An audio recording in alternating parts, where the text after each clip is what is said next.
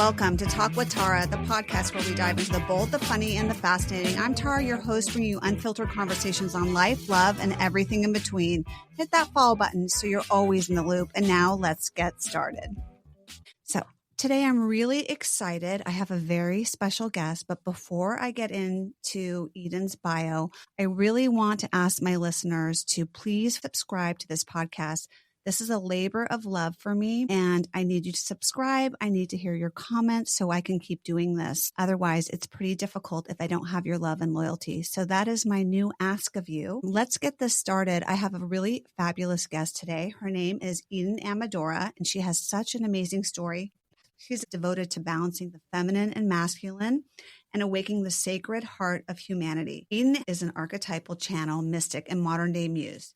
We'll get more into what that means a little bit later. She's the co-author of the best-selling book included Sacred Heart Wisdom and the New Feminine Evolutionary. As an ordained priestess within the 13 Moon Mystery School, Eden blends devotional arts, shadow alchemy, and archetypal embodiment to help people break free from limiting patterns, reclaim their voice, and step into their most radiant, authentic self. She's widely regarded as a catalyst for transformation and a guide to spiritual sovereignty. Eden's also a singer. She has a gorgeous voice and a songwriter, and she'll tell you more about her music shortly. Eden, I'm really excited to have you. First of all, you're so beautiful to look at. You're just like a gorgeous feminine embodiment of a priestess. So I'm really excited to get into your story. Let's get into that and tell me a little bit about yourself and your background. It's so fascinating. I know my listeners, it's like a movie. So I want to hear it all. Thank you, Tara. It's really good to be here with you. And I do want to say that I know when they hear my bio, it's going to be like, what does that mean, right? It's a little different. So I'll just start by saying I'm a really, really normal woman, mother, and I've been through the same things that everybody goes through, like relationship challenges, all that stuff. So I'll start with how I was raised, which was a little unusual because my parents were pretty wild hippies back in the 70s. And I was exposed to a lot of things that my peers weren't. Like my mom had all kinds of mystical books, and she was a pioneer. She was doing yoga back when it wasn't normal and cool at all. So she introduced me to yoga at 13. I was reading books on Taoism and the Taoist masters and autobiography of a yogi as a teenager. And my friends were watching daytime soap opera TV and reading Bridal magazine, fantasizing about their very normal future husband and lives. And I was like, wow, there's more to life than meets the eye with all these books and things I was exposed to. Yeah. So at a young age, I started off very nerdy, very much into the mystical researching and thinking I was going to go to college like every other smart little straight A kid around me. And I got scouted to model when I was 15. How tall were you? I was 5'9", and I just had that, and before sprouting and blossoming into my looks, I was this really awkward late bloomer. I'd been skipped a grade. So I was very wanting to be like the popular girls and just kind of like nerdy and young. And so it was a big change when I kind of developed and was noticed for the way I looked. Where were you? Were you in Southern California? Yeah, no, I was here in Northern California. I'm a born and raised Northern California native up in the wine country, tiny little rural town. I'm a country girl. I've been all around the world, but now when I'm making music, I'm realizing, there is this subtle country influence that's really from my roots. Interesting. But at 15, the summer after my sophomore year of high school, I was dropped off in New York City. My mom went to visit a friend in Baltimore because she trusted this really nice agent for Wilhelmina New Faces. And I was put in a modeling apartment with a 16-year-old and a 17-year-old. And little did my mom know, we were getting picked up and brought to the front of the line at the coolest discotheques, given like drinks and everything. You didn't get carded. It was like a little bit sketchy, actually. And some of the stuff we're hearing now about the Jeffrey Epstein stuff, if I hadn't had that good upbringing, there could have been some really sketchy situations even then, that summer. But I survived. I did get introduced to some famous people, sat at tables at like Hollywood premieres next to producers and directors. really famous actors and things like that as this really nervous 15-year-old, and just jaw dropped. Oh, I'm sitting next to Bruce Willis and there's his wife. And like, it was amazing. Wow. Did you like it at that time, or were you kind of like almost like an out of body experience? Yeah, and this kind of stayed with me when after I graduated high school very young at 17, left for Paris, where there was a part of me that was almost like witnessing this very glamorous life, but never really felt like I am that character, that this is about me. It was almost like being in these scenes going, oh my God, like Yeah. that's so and so. And oh, now I'm meeting this person at this discotheque or this party in Paris. I'm sitting next to the guitar player from Pink Floyd. Oh, now I'm at Roman Polanski's young French actress wife's birthday party in Roman Polanski's apartment, not knowing he's a known pedophile, too. Right. There was some really edgy stuff that happened Yeah. in those years, 15 to, well, into my this upbringing where my dad was salt of the earth, super grounded, built our home, gardened, made his own music, and his voice is in my head. So I'm very, very grateful. My mom was a little bit more like, ooh, let's watch Dynasty and all these like fancy soap operas back in the day about, the Bella Vita, the rich and famous. And so there Yes. was probably a bit of a split forming in me from the beginning between mom and dad about like, no, I'm a really like simple, grounded country girl, or I want more. I want to know. I'm really curious about the glamour world. I think anyone would have been curious, no matter how grounded you are. It's just such a exciting time. You're beautiful, you're young, everybody's, admiring you. How could you not be drawn to that lifestyle? I mean, I was reading Elle magazine and I was imagining, one day being in that. And then I'm in Paris at Elle Paris in a casting, getting, booked on these shoots. So it was amazing. There was part of Yeah. me that felt like I was on an adventure of spirit, because back in my modeling apartment, I'd be reading my spiritual books, I'd play my flute, I'd write in my journal. And I had these two worlds that kind of were Yeah. going side by side for quite a long time, until I met the man that became my husband and the father of my daughter when I was living in Milan. And by this time, I'm 21 and I'm flying all over the world. I've been, in the first years, I lived in Paris, Barcelona, Madrid, London, where else? Oh, Milan once before that. And then I went to Tokyo. I lived in Cape Town. I lived in Sydney, all these big Wow. cities where I would work as a model and adventure and get to see these places where some people have to wait till they're retired to go on vacation. I was going to islands and taking on shoots to amazing exotic locations and just jaw dropped. So there Right. wasn't a lot of ego. There were girls I was meeting where I'd be surprised how they seemed so confident slash arrogant about it. And for me, I was like, oh, after an hour of hair and makeup and the bright lights and the wind machine and everybody's pulling and pushing and making the clothes look amazing from behind and faking all the things, behind the Yeah. scenes. I'm like part of a team and we're making magic. But Yeah. I had this kind of upbringing that I never really got too big for my britches, so to speak, in the sense of like, I am a diva. In fact, I Right. remember my dad when I was 13, and every little girl goes through a phase where you're like trying on 4 outfits and experimenting with makeup. Yeah. He would say, life is not a fashion show and don't be a prima donna, right? Yeah. That's in my mind, but I'm in this world that maybe part of me was like, oh yeah, watch me, dad. I can have Yeah. this experience. And then it had a dark side, Tara. It was like lonely because where other young women my age were in college, Hmm. I was moving quickly city to city, a lot of times surrounded by the men that just, there's a dark and seedy scene that goes with the modeling industry, and the money and following like, where should I go next and why. I being a total like romantic type would often just follow my heart and not the agent's guidance. Yeah. I was going to say, so who was guiding you? Was your mom your manager or your agent?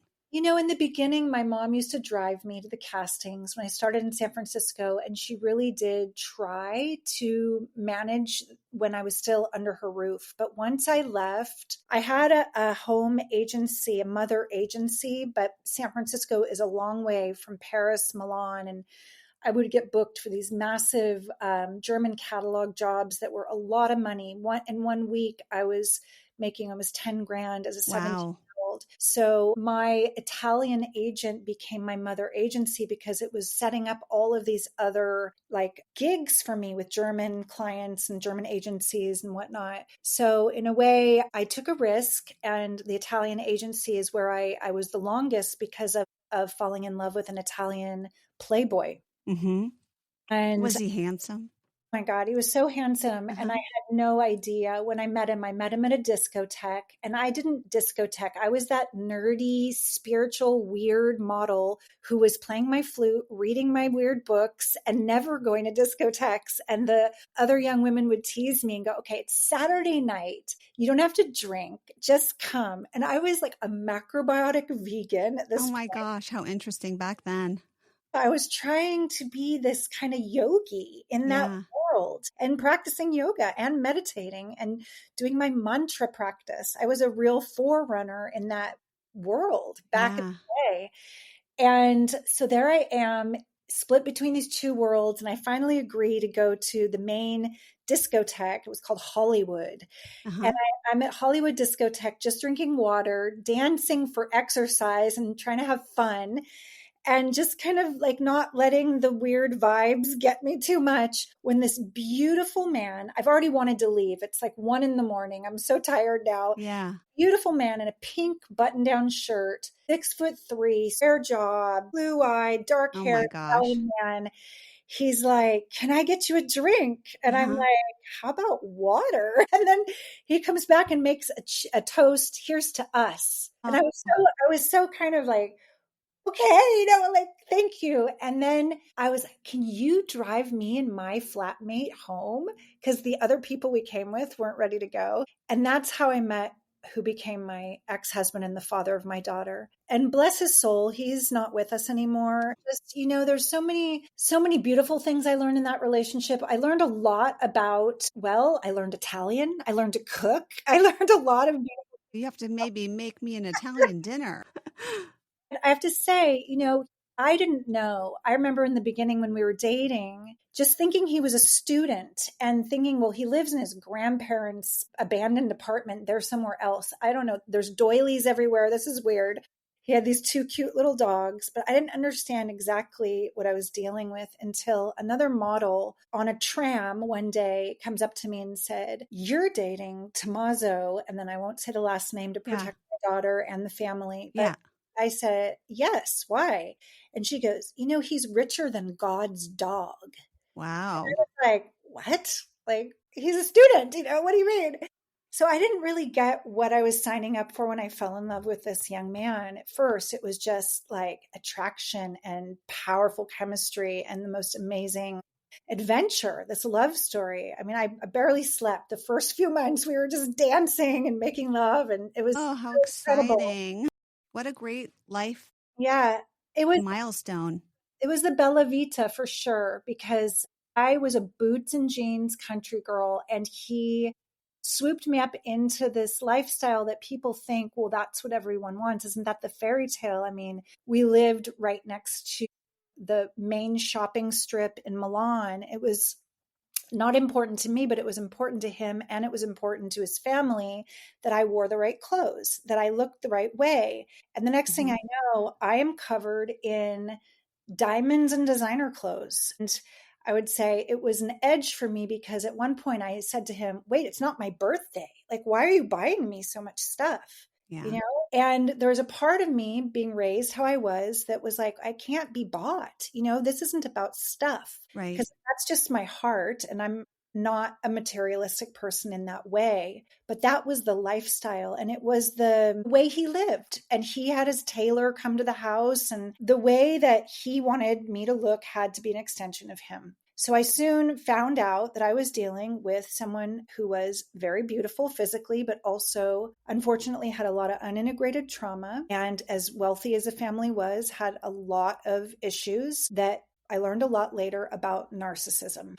Interesting. Yeah. And as we got deeper and deeper in, and by the time we were married and when our little girl came, he had some kind of like identity crisis where just being the good father and provider wasn't his identity. He wanted to be the motorcycle riding art dealer character out of a movie that paints his nails black and bleaches his hair white and does coke at night with his artists and people buying the art. And he was living a very fast, hard life that was not healthy for me or our daughter. Mm-hmm. It was very, very hard for me to leave him because I was raised with like parents are still together.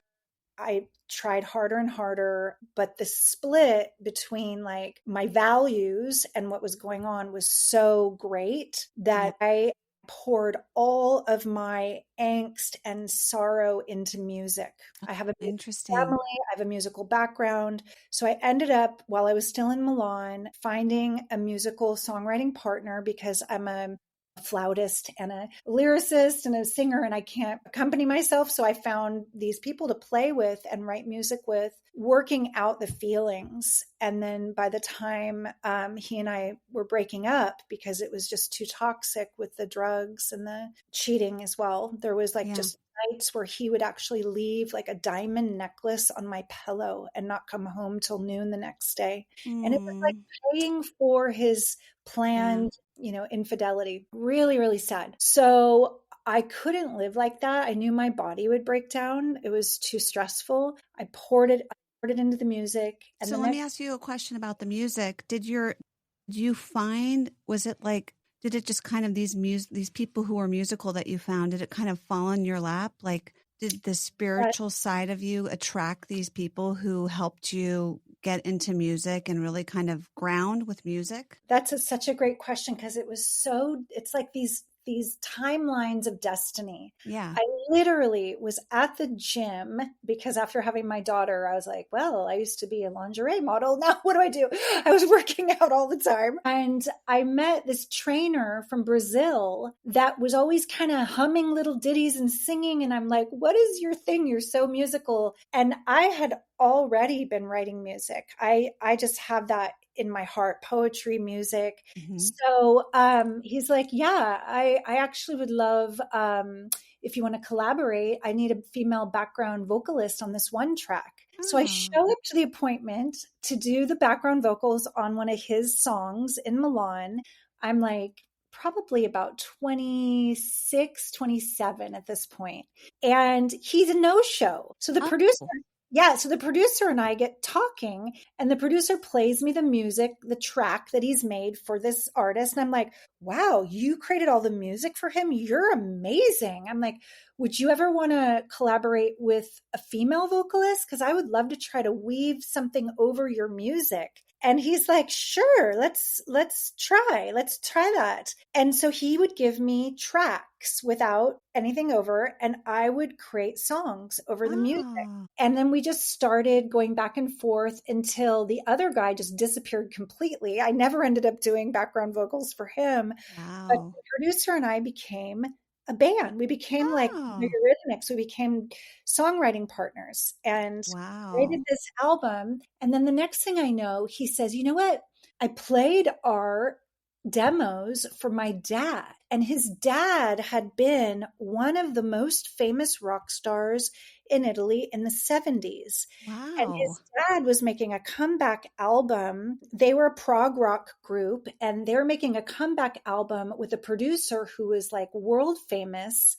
And they were going to be in a residential studio about a few hours outside of Milan. And we were invited in the middle of their recording session at this like mansion to play our demo for their producer. Wow. What an experience. It was like one of these like dreams come true where the producer was living in California, but he was Italian of origin and I'm Californian. And I'm like, wow, this is so amazing. So he stopped their recording session to listen to like 3 of our tracks. And then he said, I'm starting a new label with the owner of the record plant in Sausalito, California. Oh This is my back in gosh. early 2000s. It was actually, I think it was the whole arc of the time it took was like 1999 to 2001 to Mm-hmm. sign the record deal. So I basically got brought back from Italy during my divorce, using all the material from the intensity of that breakup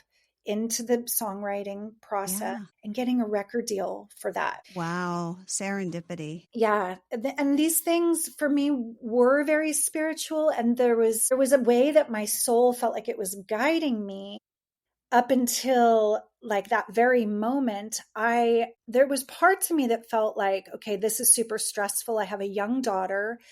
I'm leaving Italy to record an album, but this might just be the thing that, is the most amazing thing that ever happened to me. I mean, a lot of people who are musicians dream of getting a record deal. And I Of remember course. tasting the champagne and being like, oh my God, I just manifested a major dream of mine. You're a manifester. I mean, you definitely are a manifester for sure. Little did I know, though, that's when the work would begin, and that it's not always a straight and easy path. There were so many challenges. That label was brand new. Their primary investor was a dot-com guy that had made a ton of money really fast. And then he was diagnosed with stomach cancer and had no idea. And Uh-huh. his family did not want to honor his wishes to invest in this new label after his passing. So the label ended up going under.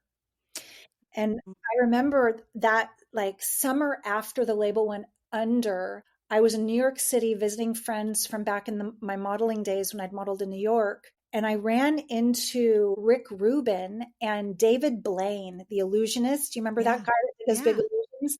I Yeah. was at a vegan cafe, the Caravan of Dreams. Uh-huh.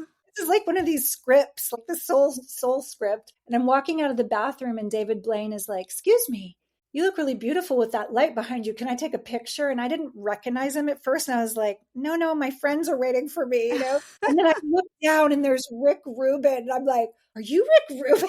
Wow. And I'm like, "You can take a picture of me and Rick." But I'm telling that story because I wanted to follow up with Rick Rubin's invitation to send him my master from that record deal that the label went under.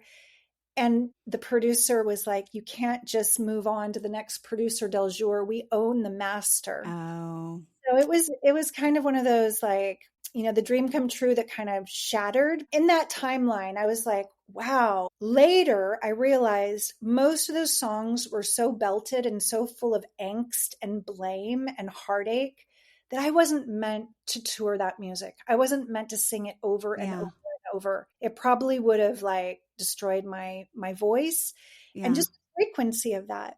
So Yeah. I started to reinvent myself. I went back to yoga. I sang for yoga classes and workshops and benefits. And I wrote music that was more kind of introspective and like reflective and more mature and not so blamey and angstful. Yeah. And the music has continued to evolve since then. Well, music is a form of soothing, our vagus nerve, and it's very tribal. So music is really important for the soul. It's And you're lucky you got to do that as, I don't know, I wouldn't call it a hobby because it was a job. yeah, I still So, get checks from ASCAP because some of the songs I wrote in the master they owned got sold to other artists. And I am a professional songwriter. I get checks still from ASCAP from back in the day from that project. And when I was with that label and working with that producer, he brought me in to adapt songs from a really famous Italian artist into English, which isn't oh, a direct translation because you have to get the meter and the rhyme and the rhythm of the song, and the adaptation it's a real skill to itself. So I make money as a professional songwriter off of that work as well, and that's so amazing.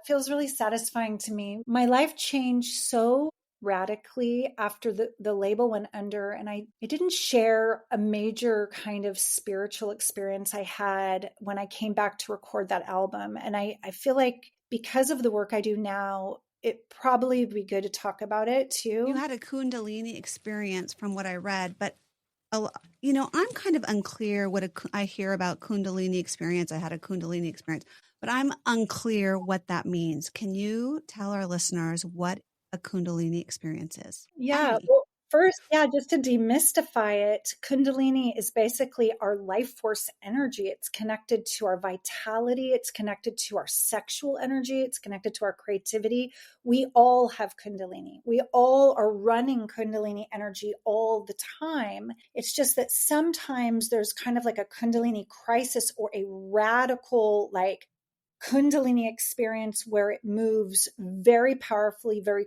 quickly in a way that the psyche and the architecture of our physiology and our emotional body and our mental body isn't quite prepared for. And because I was practicing yoga since I was 13, contemplating, meditating, doing mantra, reading all these spiritual texts, and then living in this really high, fast paced, high stakes glamour world with international modeling and the record industry and all the drama and trauma with the ex husband and the drug addiction and all of that, there were parts of me that were not, I would say, weren't balanced and harmonic. There were parts of me that were kind of Right. split. Yeah. And my soul, I believe, this is just my belief, and some of the listeners may be like, that goes against my religious imprinting. I don't know if I believe that. I'm like, whatever works for you. Like, I'm not here to tell anybody what's true for them. I could just say that because of mystical experiences I've had, my personal belief is that we have more than one life, that we are souls, that this isn't our first rodeo. Yeah. The body passes, the consciousness, and not just like the vast consciousness of all that it is remains, but that unique kind of packet of experiences and memories and the potency of what we've cultivated goes on, and that it chooses to come back. And it's like a curriculum of a sort. So, in my experience, because I was living with such a big gap or a big split between this kind of fast paced, dramatic life with a lot of PTSD from that narcissistic, drug addicted husband. Yeah. And you had a little kid too at that I have a time, little girl, I have a trying to be a beautiful mom. girl. And the pressure was really high, and getting the record deal meant a lot, but then it went under. And it was right in that period where the label tanked, where on top of the breakup and the record deal going under and raising this little girl, I went to Landmark Forum, which I didn't know is very intense. And I think it's almost like you go to the gym and you have to start, with a certain amount of weight and then you build up. And I also didn't know that I was an empath and very, very sensitive. And sitting in that room with everybody's stories for 3 days of intense empathing and crying and feeling for the suffering of humanity, basically. Yeah. I had an experience there where I was sitting in the front row at the Landmark Forum, and we had done an exercise shortly before about fear, and it had talked about like how powerful the mind is and how fear lives in the mind. And because I'm such an empath and I was caring so much already, the Landmark Forum leader had us pretend everybody wants to kill you or hates you in the room, and close your eyes and feel how unsafe you are, and like the Oh, power of the mind. And people were screaming and a lot of acting out of the right. horror. It became a hell realm really quick. And everything in me went, I just want to go sit by a tree in nature. I do not want to be here anymore. I'm cooked. Like, I'm done. Right. But instead, I just kind of clung on to my like pashmina shawl and my water bottle and like Yeah. rocked in my chair and just like tried to suffer through that intensity on top of all the other intensity I'd been taking in. And when it was over, the guy that was leading it kind of asked a question, and he said, when are we ever not in our racket, which is the negative looping self-talk, or in our winning formula, which is that kind of more ego amplified, like I'm the best at this, but it's not necessarily that centered, like clear part of our being. It's like the pendulum swing, right? Right. Between I'm not enough and I'm the more than. And I rose my I raised my hand, and there were microphones on two sides of the room, but I was in the front row. So he called on me and I said, there's been moments in yoga and meditation where I felt this immense peace. And it's almost like the space between breaths expands and there's just silence. There's just presence. And I'm not in that chatter. And Right. he's like, take it to the microphone. And I felt pretty anxious after that fear exercise, but I went Yeah. in the line and I stood there and I waited my turn. I got to the microphone and I said the thing. And then he said, would you want to make a declaration? It's part of the jargon of the Landmark Forum. And I didn't Yeah. really understand. I wasn't quite there yet. So I hesitated. And then he said, never mind, sit back down. I went, no, I declare that my sole purpose is to sing Eden back on earth. And I was like, oh my God, what did I just say? It Yeah. was so big. It was so like, for me, it was this secret and this dream and this soul purpose that I named for the first time ever out loud and was witnessed. And then I sat back down and I felt so expansive and so like, I got what I paid for here. I know what I'm going to focus on. And the next woman to come up to the microphone was like my polar opposite. She was really goth and I'm very like solar, and she was Yes. very like bitter. And she goes, you're all being brainwashed. There is nothing that will change the system. Oh, Nothing. wow. Very negative, right? Yeah. And the guy just went, got it. Like he didn't have any like wise retort or anything to say to that. Yeah. And I sat there and I was like, no, I just don't want to be here anymore. But the good girl in me, that pleaser, was like, I can't leave my Just walk out. friend. Yeah, I can't leave my friend who came with me and I can't just walk out. And I sat in my chair and Tara, something in me went, you don't want to be here anymore. And I think I had an out of body experience because the next thing I know, I'm shaking first. Uh-huh. I'm shaking like this energy was like, Yeah. and it was that split in me was so big. The part that wanted to be the good girl, the pleaser, the one that does the right thing, and the one that's like, enough. This is not resonant. I got to leave. Yeah. That part was like, no. And the shaking happened in my nervous system and in my body. Mm-hmm. And then what felt like a big blast of energy, and as if someone was under me and behind me and went and pushed my body up and out from the tailbone, like just went bap, like just Yeah. it came on hard and fast. And what happened was after that flash or that hit or that what felt like a big slap or something after the shaking, for me was that I came back into my body, standing on the stage next to the leader of the forum. And I had just evidently, I was told, belted a song a cappella across Oh the my room gosh. with a couple hundred people about heaven on earth. But I wasn't there. It wasn't like my personality went, oh my God, I'm going to interrupt this whole thing and I'm going to sing this and this. And I already know the song. It was just soul. It just, Wow. I did not That's have so a thought. interesting. Yeah. And then the leader looked at me and went, got it. And I went, oh my God, how did I get up here? And all the personality came back on and I was like, I don't know what's happening to me. I got to go. I don't feel good. And I tried to leave and they're like, Yeah. you're acting odd. Just sit here for a minute. So they made me wait by the bathrooms till my friend came out. And this big guy in this great suit comes out and goes, girl, you got a voice on you. And I know Babyface in LA. And I'm like, is this a weird movie? Like, I don't even know what he's talking about. Like, I don't know what's happening. Wow. And then I remember the writers of The Matrix did the Landmark Forum before they wrote The Matrix. And I looked at the double doors and I was like, if I go out those doors, it's like taking the red pill. I'm going to just leave this whole scene and I don't know what's out there. Yeah. Luckily, I didn't go wandering around downtown Oakland by myself in that state Yeah. because Laura, it lasted 4 days. Wow. I didn't sleep. I didn't eat. I didn't even drink water. And for Wow. medical perception, they would say I was manic or I had a psychotic break. Right. If I lived in India or been in a tribal society, they would say you're a visionary, you're a Right. shaman. They would have fed me ghee and honey and put flowers around my neck and let me sit by a tree. Instead, it's winter in California and I'm hallucinating. I am sitting in lotus looking at my friend's younger brother, and he's becoming all his past lives, and I'm seeing face after face after. Wow. Yeah, it was wild, mystical. There's a fine line between mysticism and what we call psychosis in Uh-huh. Western medical. So I was finally brought to the hospital because of my parents' fear for my health, not eating. I think that it was the frequency which people were projecting on me. And if it Yeah. had been like a loving, like in service to this energy, like if they had fed me something really nourishing, I probably would have eaten it. But there was so much fear. I remember my mother holding a plastic water bottle, shaking and going, please, Oh, please drink. And yeah. I was in such an altered state. I said, I will no longer imbibe your fear. It was like Uh-huh.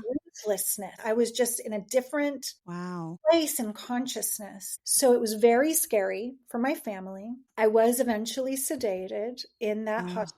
I was diagnosed with being I was diagnosed with being floridly psychotic, which I got a uh-huh. kick out of later because it literally means blooming mad. Interesting. And It's almost like they thought you had a breakdown. yeah, because I did, in a sense that I was no longer able to speak the polite conversation. I wasn't operating from personality. Mm-hmm. I was seeing beyond the veil. I was having so many downloads, meaning like just knowing instantly things. Yeah. Palms were burning and my crown was on fire. And Yeah. later, working with healers, they said, we hear about all of these things from the religious perspective, Right. right? And they call it like the stigmata or something, but it's your hands opening the palm chakra's ability to feel energy. Your Right. channel is coming online. The crown was burning because my crown was taking in Open. Mm-hmm. so much information, seeing guides. I was hearing things from beyond the veil. I was seeing beauty. And there was an experience as this energy was burning through whatever, I don't know if it's ancestral trauma, karma, soul scars, whatever we carry, we all carry. They're called samskaras in Uh-huh. Sanskrit. When that energy would come up the central channel, it felt like I was blasting off to another reality, another dimension. Right. And then I would have experiences that were working out what that energy was untangling. So it would affect what I was seeing, what I was feeling, what I was experiencing. It was like very subjective in a way. I was creating worlds in that state or experiencing a different world than I usually do and those around me do, and therefore being perceived as blooming mad. Well, Because, then what happened after you kind of it calmed down? What yes, happened? so after being given what helped me sleep finally, there was a period of time, and I just have to say that it's so sad that in our culture we don't have more care for people who have spiritual emergence or Mm-hmm. spiritual crisis, because the system, the medical care system and the mental health system treats you like worse than an animal. Like you Right. are looked at like worthless in that environment. Right. How you're fed, how you're talked to. I mean, the main psychiatrist wanted to hear me tell him what he wanted to hear. So I would go in every day and he would say, why didn't you want to live anymore? And I Uh-huh. was like, well, I wasn't suicidal. And he'd say, well, you didn't eat or drink for 4 days. And I would be like, yeah, I had a massive Kundalini experience. And he would not understand the language. So Right. he would try to prescribe me meds, which I refused to take the whole time I was in the hospital. Right. I would go out on the little patio that has bars over it and stretch my back by reaching up on the bars. And an orderly would come and just rip me off without using his voice from behind. Wow. It happened. Mm-hmm. Like, you're not considered a human or intelligent or worth communicating to. It's like people maybe that enjoy power work in Right. that way. So it was very, very sad to witness that. And on the fourth day in the hospital, I realized I will need to tell them what they want to hear to let me go. Right. So on my fourth visit, I said, after my divorce, I just couldn't imagine life without my husband. And I think I've been depressed for a really long time, but I have a daughter and I'm committed to staying alive and being the best mom I can. and I'll do therapy weekly. I could live with my mom and dad for a while. And I told them what they needed to hear. Yeah. And they let me go the next day. Yeah. So there's just not a lot of context for spiritual crisis and spiritual Right. emergency. And since then, because I've been a spiritual counselor, mentor, and guide for so many others, I have held so many other, mostly women, who've gone through similar experiences, because Yeah. it's not as rare as you would think. That's interesting.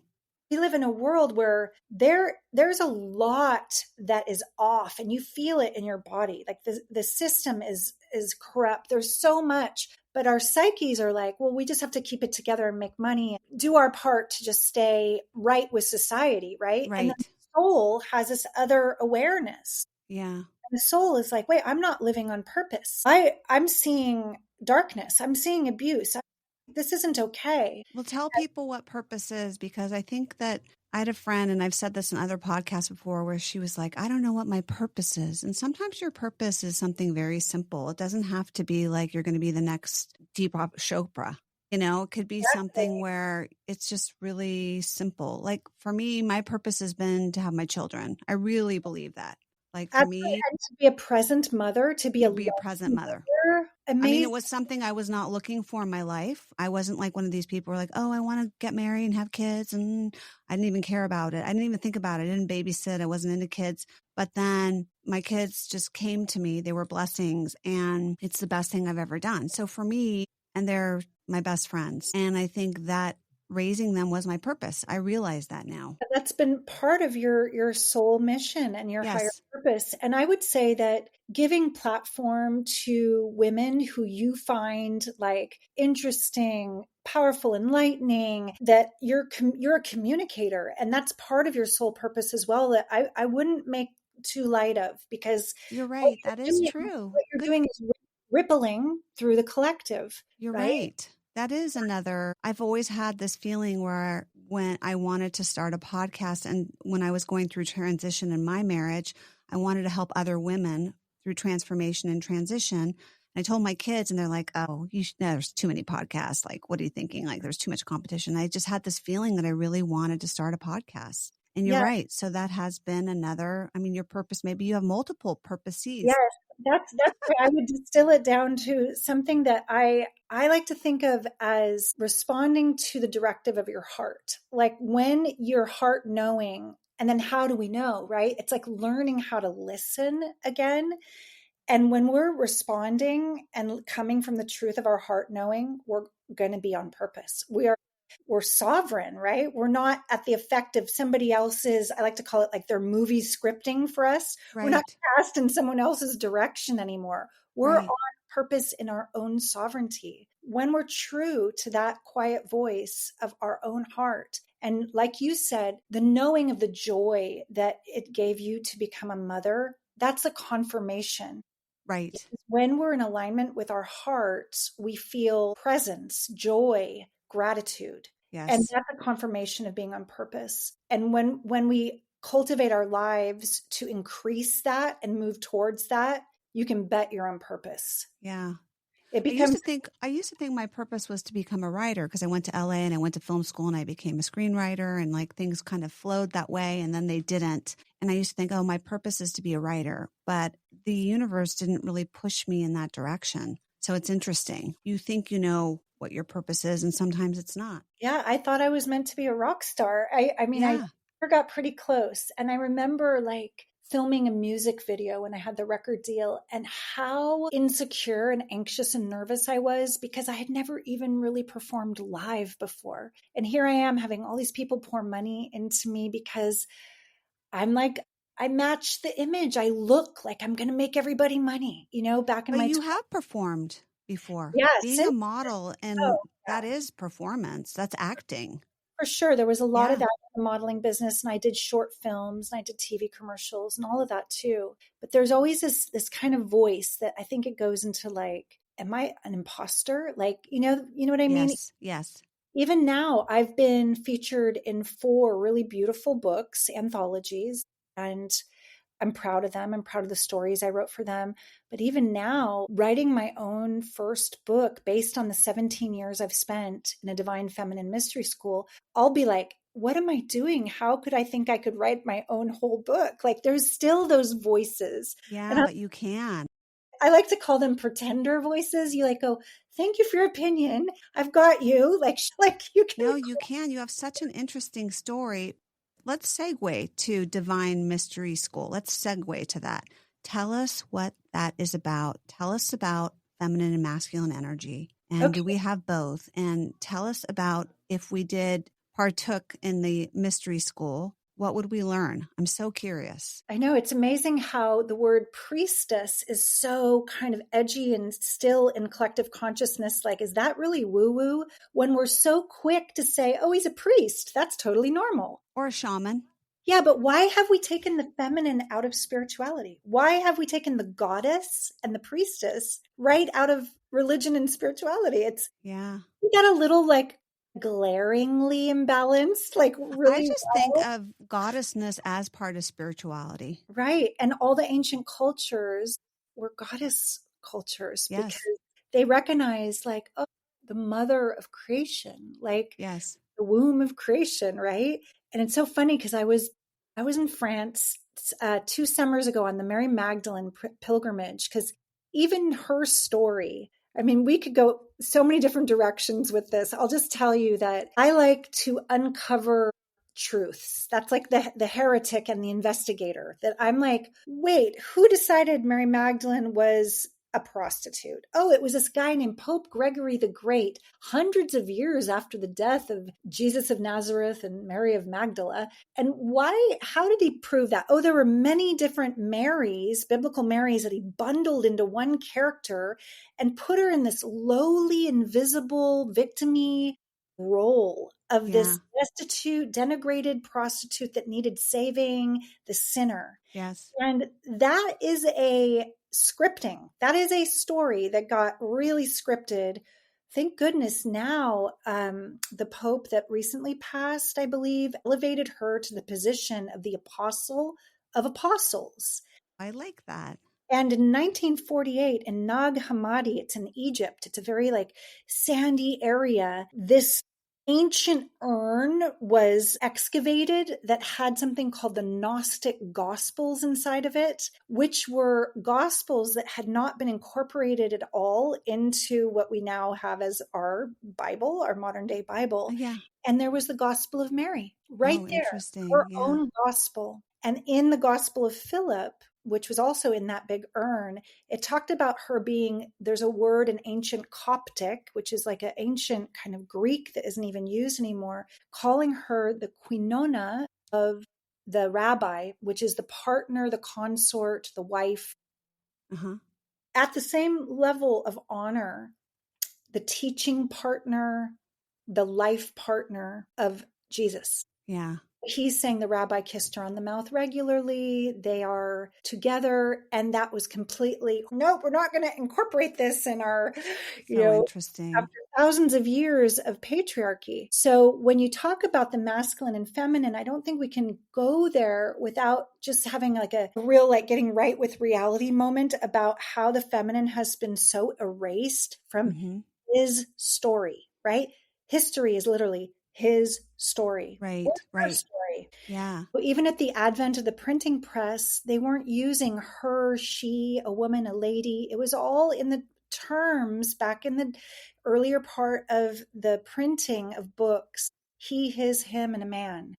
Everything was geared towards the man. So we are, it hasn't been that long that we are unveiling and elevating the feminine back to its right place in balance with the masculine. It's not about that kind of down with the masculine. Right. Yes, patriarchy is more representative of the toxic masculine that we have been, it's the water we're swimming in. Right. We have so much of that internalized toxic masculine beliefs and colonization beliefs that we don't even recognize them. That being said, the more we honor the feminine in the way we can, the more we personally return to balance and wholeness and health in our bodies, minds, and spirits. So I can talk a little bit about what are some of those toxic masculine, and therefore the polarity of that naturally develops the toxic feminine. The toxic feminine is collapsed and victimized. It's a damsel in distress. It's the manipulator and the seductress. It's the one that's responding to the intensity of the oppressive, suppressive, taking and raping of the toxic masculine, Well, right? that's interesting you say that because, when I first started dating, I kept hearing that men were really attracted to the damsel in distress. And I thought Maybe that the they're rescuer. Maybe they're rescuer, rescuer yeah, archetype. they're rescuers, but I've heard that men are really in general attracted to that, and that women who are not a damsel in distress are more masculine. This is such a good thing you're bringing up, because the reality is that I think healthy men and balanced men who are also more integrated in their internal feminine energy, the healthy feminine that all humans have, will be more attracted to healthy feminine embodied women that have that masculine energy in balance with their feminine. And this is the core of all of the alchemy in the mystery school work, because what happens is when we go out of that extreme polarity swing between these kind of toxic masculine and feminine behaviors, we come into, okay, what's healthy masculine energy? And as a woman, if I embodied that, would I still be attractive to a man? Yes. If you embodied the ability to create structure and take action, that kind of like, I call it kind of the sword power, to speak truth with clarity, to initiate, to hold space. Like as a single mom, we have to be in healthy masculine energy. We We have have to. to create structure and boundaries and Yes. take initiation and lead and guide. Yes. It doesn't make us too masculine. It makes us badass moms. Like we are Yeah. good at it, right? Right.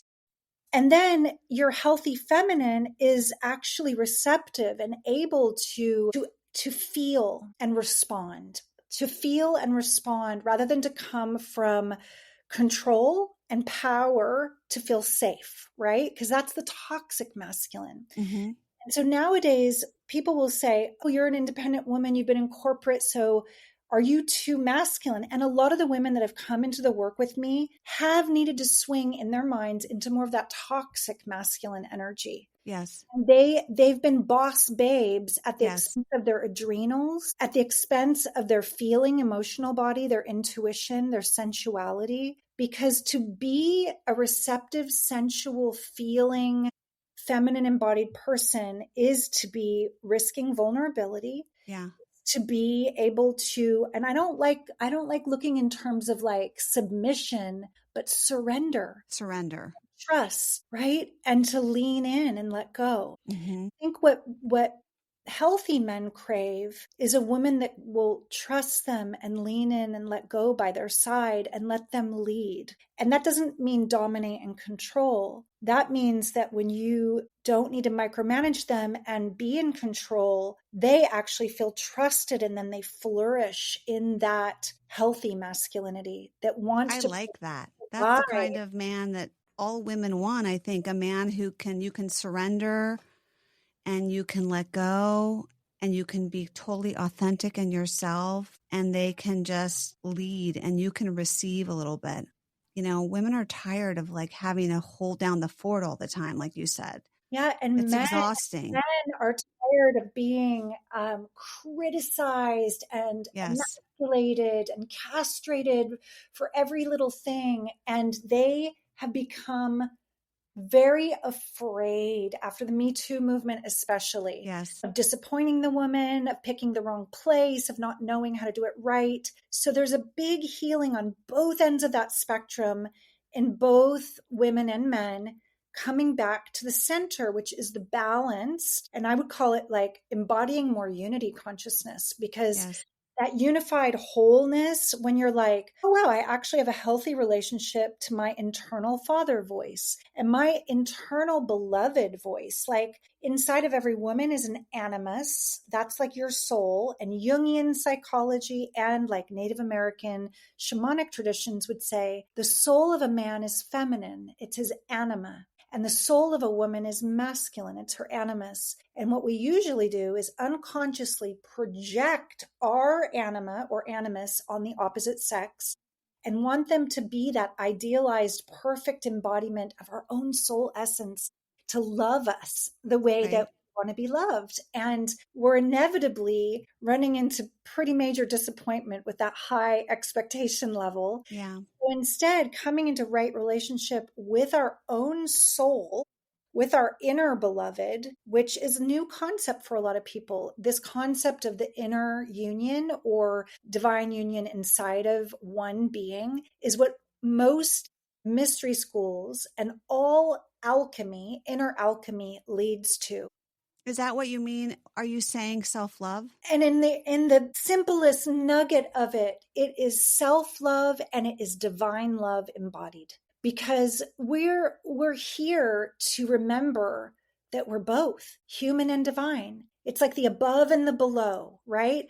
Divinity and humanity, they all meet right here in the heart. And people might not ever see this. So I'm doing these gestures of like Yes. bringing the heavens and the earth together at the heart. And Yes. then it's our left and our left and our right. It's bringing our right brain and our left brain into balance and harmony. It's bringing the rational, detail oriented, kind of critical minded right or left brain, rather. The left brain is the masculine.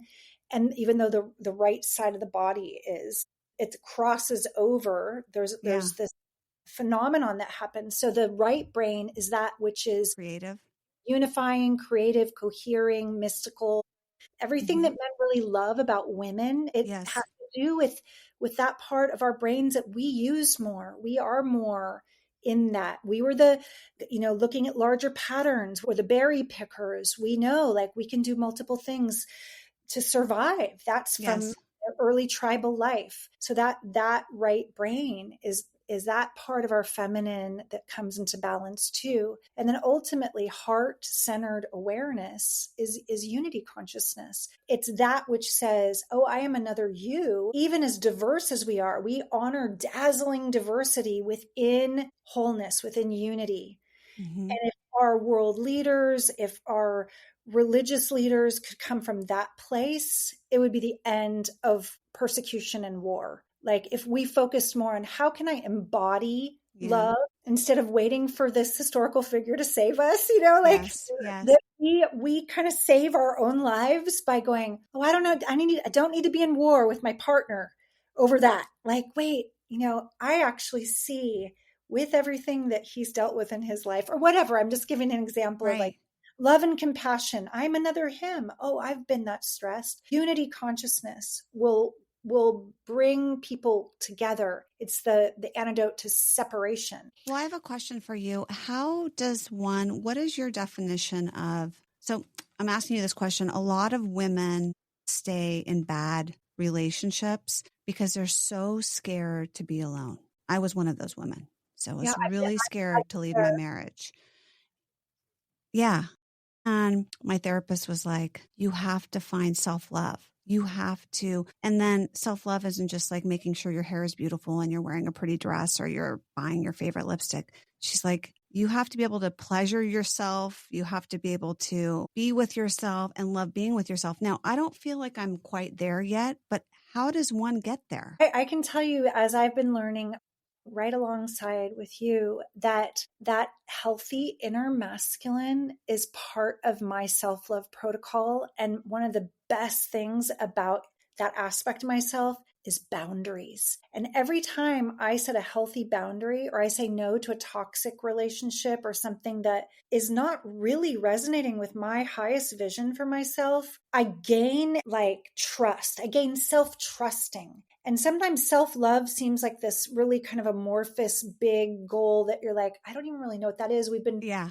We've been told, oh, that's kind of selfish, or you're, as little girls, we're trained and taught to be kind of pleasers and codependent and caretake others. But when you get into self honor and self trust, you build. It's like the video game where you go up and you get the gold coins. Like every Yeah. time you make a choice that kind of little girl inside of you goes, oh, you're really taking care of me better. Like, oh, I trust you more. You're actually loving me like the best partner would, or like the best mommy or daddy that I didn't quite get that kind of attunement from would. I feel loved. I feel loved. That little subconscious, because our inner child never leaves. It's Right. our subconscious, and it Yeah. creates higher life. They say something, I don't remember the percentage, but it's so high. It's like 10% of your life you're consciously manifesting, and not 90% is from that subconscious. Interesting, Hopes and really. dreams and desires and emotional body, the feeling body creates. Our feelings are behind so many of our choices and decisions. Interesting. It's like our feeling, meaning what we know is really good for us And especially unconsciously. for those who learn how to listen to that, it's like that inner compass or that Yeah. pendulum of your body. It's like the body doesn't lie, and then the feeling body doesn't lie. And some of us get a squeeze, or the Yeah. breath, or the tight throat, or the tail tucks a little bit, or the hot energy. Like there's many signs on the path of learning how to trust your intuition and your feeling body navigation. And I teach this to women. I teach you how to become an adept. That's like more and more masterful at trusting yourself, reading energy, and reading your own body's signals. And it's like, it's not that woo, it's actually practical. It's like, Yes. wait, let me pause before I make that decision. Okay, my body's leaning forward. I'm going to do it. Yeah, I'm a yes. Like there's different things for different people. I can't say everyone has Right. that pendulum of a yes with their body, but you learn how to track your gnosis. That's Yeah. inner knowing. It's a fancy word in the priestess training. You don't ever have to call yourself a priestess. You don't ever have to hold a circle that feels witchy woo. It's like, how do we navigate the modern world and take back our power that is our innate feminine intuition? Yeah. Because we have been programmed to think it's scary and witchy and weird. And Yeah. it's not. We're Yeah. living in a system that wants to keep everybody in these little lines and boxes. And we are not linear. And we get things through dreams. We get things through nature and animal totems all the time. When you're listening, the symbolic universe speaks loudly. Well, I just asked the universe to give me a sign and show me a penny. It's been a week and I haven't seen a penny. What does that mean? Yeah, sometimes, we have like a demand, like, why hast thou forsaken me? You're not listening to my request, Yeah. and sometimes the humble ask is, help me learn how to read more signs. Help me Yeah. see what else I am blind to. Because So if you're maybe that's what I should be asking. yeah, if you're fixated on the penny, there might be, there was a time in my life where I was living in such synchronicity and so much magic that it was almost overwhelming. And I'm in the process of writing that solo book where I'm weaving a lot of those mystical experiences and dreams into it. And then I could sometimes get nostalgic, like, wow, I had so many more confirmations from spirit, like in my 20s and 30s. And now, as a wise woman who's no longer bleeding, I'm in I like to call it the queen years, right? Yes. I'm recognizing that my inner knowing is the sign. It's like learning how to trust that subtle voice. Yeah. And it's not as like super adventure magic as it might have used to have felt. That being said, it's more consistent and it's more dependable. And there's a way that there's so much self-trusting that I would never go back to the ride I was on then. There was Yeah. drama and chaos then. Oh, wow. Oh, gosh. This has been so wonderful. I could talk to you for hours. Tell us, okay, before we sign off, tell our listeners if they joined your mystery school, what it would be like. Like, I'm curious to know. What Yeah, would it be like? Is it like you get together as women? Is it online or is it in person? there's an opportunity to be with me for a very deep dive into the mystery next year. It starts in January and it is about to enroll publicly this fall. Okay. And right now I have joined forces with my best friend and beloved priestess sister who has such a beautiful big online presence, and I am leading the ruby level circle in her big priestess presence offering. So I can get you that link to give Okay. people because in my devotion to a year of creativity and taking a break from doing the in-person and online temples that I've done for the last 10 years, my commitment is to finishing my album, which I can also Tell share. everybody about your song and where to find it. It was so Yeah. beautiful. Oh, It's thank hard for you me to so play it much. on here, otherwise I would. Yeah, we can maybe, I don't know if you email your listeners or if you ever follow up with a link, but I But can if you say could put your link in the Spotify link, I could put it in my show notes. there's a couple songs that are already out on Spotify. I have a lot of songs that I'm kind of previewing, like sneak peek listens on an app called SoundCloud. Okay. Yeah. SoundCloud. You can look under Eden Amadora on SoundCloud or Amadora on Spotify. Okay. The one song that is out on Spotify and this new group of music is called Angel Wild. And it's a hybrid of the romantic part of me and the priestess part of me and the country girl part of me. They've all come Yeah. together in this amazing romantic song that is called Angel Wild. I So that's, heard it. The one I heard, I think. The one I listened to. did you listen to Angel Wild? The Because one you sent me. It was so beautiful.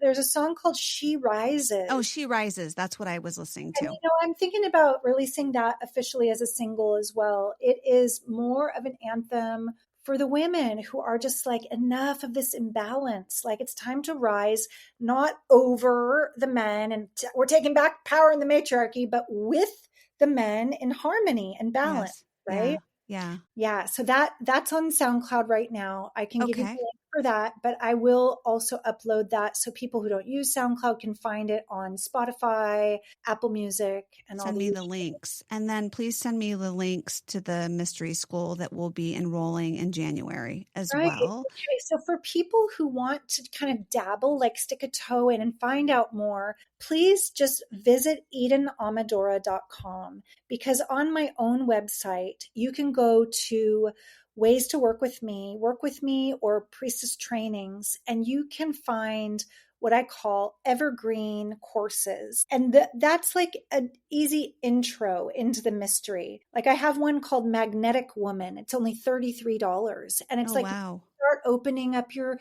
throat chakra, activating your voice so that you can speak more clearly with truth and empowered presence. You're going to start to feel that trusting of your heart knowing. And I believe the other one is it's a 3-part video series, and it's going to help us kind of connect more into our sacral power, our creativity. And then you have some free offerings too. I was really poking around all over your website, and there are some free offerings on there just to kind of get a taste. Yeah, when you get going, once you sign up for any of the free live spiritual master classes, you'll be a part of my community. And then you get some beautiful emails that introduce you right away to the mystery. And there's a really fun quiz right on my homepage to find out, like, well, what goddess archetype might I already resonate with? And it's Okay. easy. It's like Yeah. images of nature or decor or like things that, it's fun Yeah. to like what you like and Yeah. and then you get this follow up that really is a gentle, very fun way to be introduced to some of these different faces of the divine feminine, because she is like, the goddess has innumerable names and faces. That being said, I've been working with 13 primary archetypes that are in all of us. There's the I goddess. saw those. Yeah, Yeah. Go ahead. Sorry. the goddess of love. We know her by many names like Aphrodite, Venus. Venus, Lakshmi, Inanna. So she's going to help heal our relationships with not only self love and feeling like abundant and enough. She's going to help us unshield our heart with the masculine and be able to feel and respond and be more in that juicy feminine they desire and they are attracted to, right? She's Yes. so magnetic. So Yes. that's just one of 13 faces that you'll discover. So I just encourage everybody to take the quiz. And then the Ruby Circle is only for a few. We've already enrolled about 5 women from an internal pre-launch period. And there's space for about 10 more women. And this is more for those listeners that you might be surprised, Tara. You have some listeners that are like, I know I'm a priestess already. Like, that is so alive in me when she talks about like opening to your gnosis and your extrasensory channels of perception.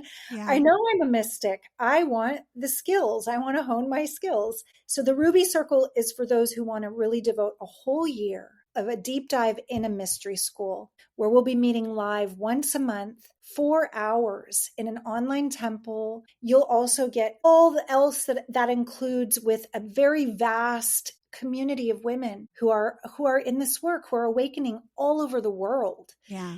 And you'd be surprised. There are a lot of us starting to come back into our remembrance. Yes. So this is not weird. This is what we used to be like when we would craft together and sing together and braid each other's hair. And we trusted our intuition, and we'd look into the water under the moon, and we would receive messages. Like, this was life. We knew these things. Sounds so great. Okay, well, I'm going to put all the information. Please send me the links. I'm going to put all the information on the show notes. And Eden, it was such a pleasure to have this podcast with you. Thank you for all your knowledge and your story and sharing and your vulnerability. You're so welcome. Thank you so much for asking me. And I'm so glad that we did this. I hope it does touch the people that have been waiting for this exact message. And I hope so too. Only love. Thanks for listening to Talk with Tara. If you loved today's episode, please follow the show and share it with a friend. Stay tuned. There's so much more to talk about. See you next time.